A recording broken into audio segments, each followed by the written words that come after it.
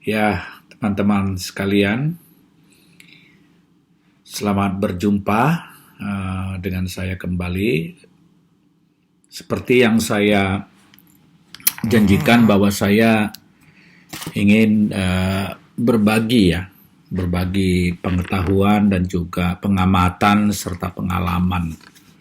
Pengetahuan, pengamatan, dan pengalaman. Pengamatan maksudnya sebagai pengamat ya. Nah, terkait dengan dunia berkhotbah ya. Mungkin di antara Anda sudah berkhotbah 40 tahun, 50 tahun ya. Atau mungkin baru 10 tahun, baru 2 tahun, terserah lah ya. Tapi saya, kalau tidak salah saya mengingat pertama sekali saya berkhotbah tahun 1988 ya, kalau nggak salah ya, 88. Ketika usia saya pada waktu itu 18 tahun ya. Ya antara 87 88 lah gitu ya. Berarti sudah 33 tahun lebih ya. Nah, tentu sebagai pengkhotbah yang saya tidak mengatakan sudah senior, tetapi saya juga bukan pengkhotbah junior ya. Dan juga sebagai seorang yang telah diberi kesempatan untuk berkhotbah di banyak denominasi, ukuran gereja dari cuman hanya 5 orang sampai ribuan orang, dan berkhotbah juga di bukan hanya di Indonesia tapi di luar Indonesia juga ya. Nah, saya tentu tidak akan mempergunakan video-video saya ini seperti pelajaran homiletik ya. Anda sudah tentu banyak sudah membaca buku-buku mengenai homiletik ya, atau ilmu berkhotbah. Dan saya merasa tidak kurang ya buku-buku yang membahas mengenai mempersiapkan khotbah yang efektif. Dan juga bagi Anda yang pernah studi teologi secara reguler di sekolah teologi, apalagi ya, Anda sudah pasti pernah mengambil mata kuliah ilmu berkhotbah atau homiletik ya. Tapi saya mau mempergunakan beberapa episode ke depan ini, seperti saya katakan tadi, lebih kepada sesuatu yang alamiah, apa yang saya pelajari, apa yang saya amati, dan apa yang saya alami terkait dengan dunia berkhotbah. Nah, pertanyaan sekarang adalah, siapa sebenarnya pengkhotbah favorit Anda? Bisa favorit dalam arti isinya. Mungkin Anda mengamati seseorang atau lebih dari satu orang dan berkata, wah, begini nih pengkhotbah ini, harusnya ini mengupas firman-nya seperti ini gitu ya. Atau dalam aspek gayanya, saudara ya.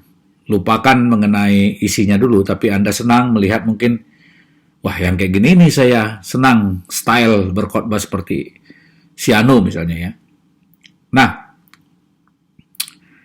menurut saya, setidaknya ada 5 aspek dari khotbah yang baik ya. 5 aspek dari khotbah yang baik. Nah, apa saja itu ya yang nanti kita akan coba bahas-bahas juga ya. Yaitu yang pertama adalah khotbah itu harus benar. Dalam arti benar itu adalah bertanggung jawab secara konten khotbah itu ya. Tidak sekedar kontroversial atau sesuatu yang supaya dilihat orang kita menemukan sesuatu gitu ya, atau kita dianggap berbeda gitu ya. Tapi sebenarnya isi khotbah kita itu di sana sini banyak hal-hal yang sangat tidak benar atau tidak dapat dipertanggungjawabkan secara teologis gitu ya. Nah, yang kedua tentu harus menarik ya. Nah, itu sebabnya mengapa khotbah itu tidak boleh membosankan gitu ya.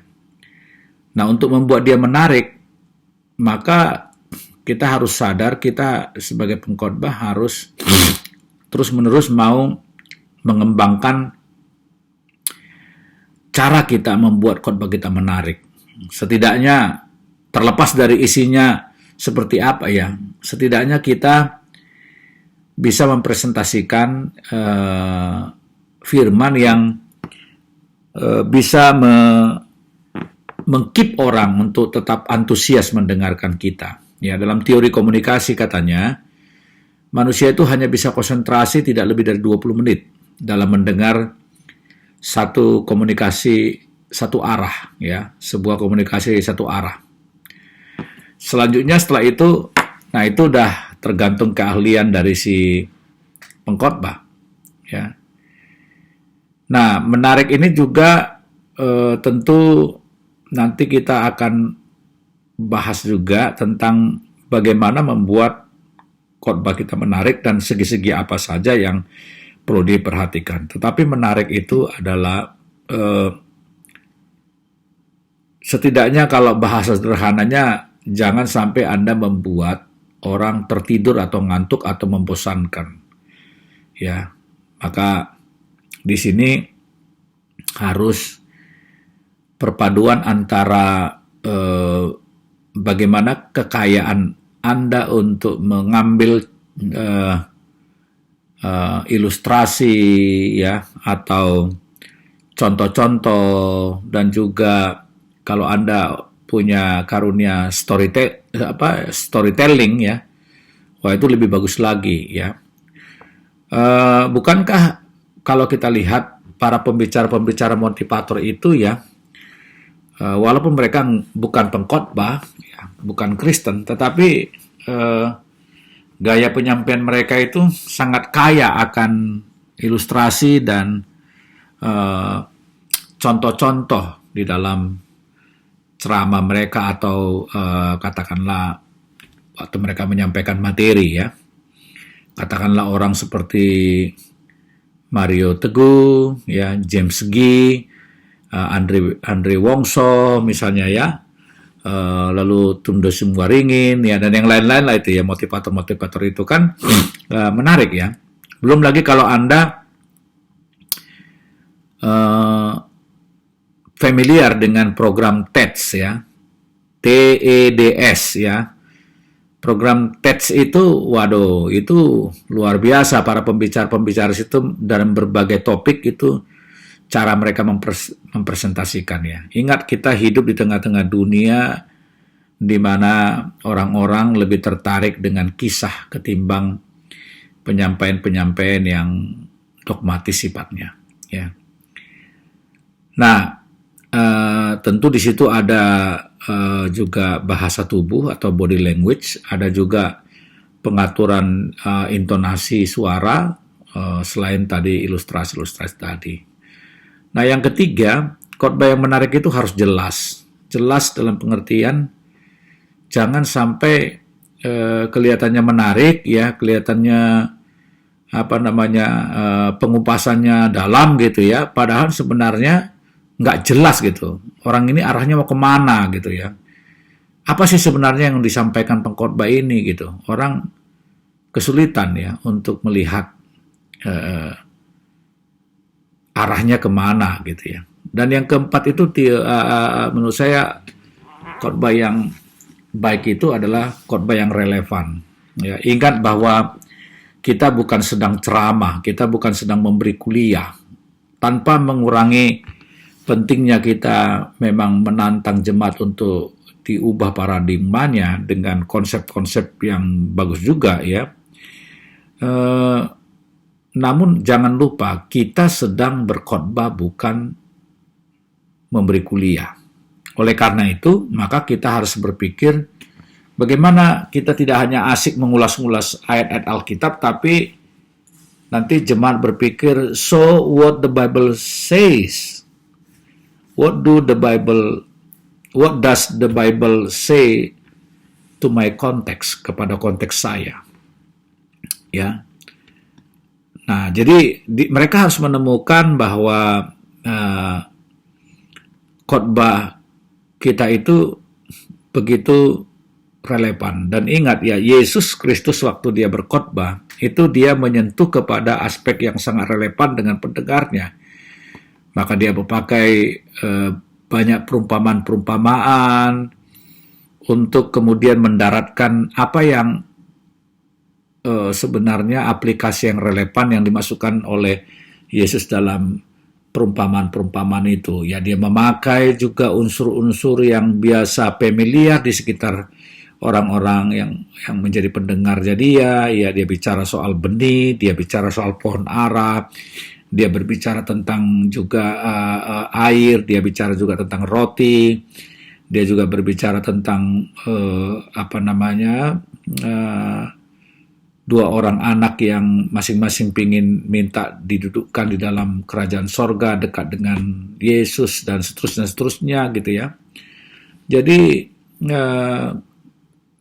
Anda harus membawa khotbah Anda itu kepada situasi yang begitu konfrontatif dengan konteks dan pergumulan jemaat, ya. Apapun itu temanya, ya. Dan yang terakhir, yang kelima, khotbah yang baik itu menurut saya adalah memperhatikan etika, ya. Etika berkhotbah, ya. Nanti pada seri berikutnya saya akan khusus membahas tentang 10 hukum Taurat dari berkhotbah, ya. Atau saya pernah tuliskan mengenai 10 hal yang pengkhotbah tidak boleh lakukan, ya. Yang menjadi guidance dari segi etikanya berkhotbah, ya. Jangan dikira kalau kita itu menjadi seorang pengkhotbah, kita nggak perlu memperhatikan aspek-aspek etis dari isi dan penyampaian kita, ya. Nah, demikian dulu, ya, yang saya sampaikan. Sekali lagi saya ringkaskan bahwa khotbah yang baik itu terdiri dari 5 unsur. Pertama, dia benar dalam arti isi, yang kedua dia menarik, yang ketiga harus jelas, yang keempat harus relevan, dan yang kelima adalah memperhatikan etika berkhotbah.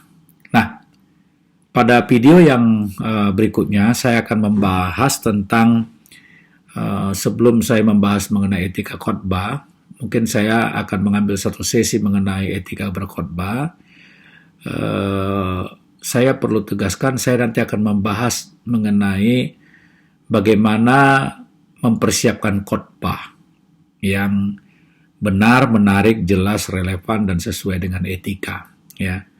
Nah, tentu ini dari pengalaman saya dan pengamatan saya, ya. Lalu saya nanti juga akan pada episode ketiga, keempat, ya.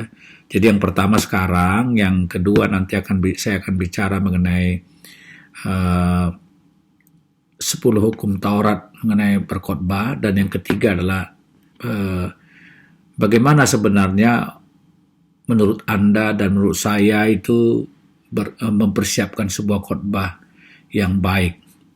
Dan yang kelima nanti mungkin saya akan coba membahas tentang cara berkhotbah, pengkhotbah tanda petik terkenal lah gitu ya, di dalam dan di luar negeri yang saya ambil contoh-contohnya gitu ya, dengan nanti kita lihat sisi positif dan negatif dari pengkhotbah tersebut, ya. Tentu penilaian saya akan bersifat subjektif dari pengamatan saya yang bisa saya amati. Anda bisa setuju atau tidak setuju dengan itu, nggak apa-apa, ya. Kenapa saya akan mengambil contoh itu? Karena kalau saya kasih contoh pendeta Juniperus Kultom atau pendeta-pendeta lain yang nggak terkenal, ya mungkin Anda tidak akan katakanlah mempunyai koneksi kepada mereka. Tapi karena pengkhotbah terkenal itu menyedot banyak perhatian orang-orang, baik itu langsung maupun dalam dunia sosial media, maka itu perlu kita kaji bersama-sama, ya. Oke, begitu dulu ya dari saya. Tuhan memberkati kita. Shalom.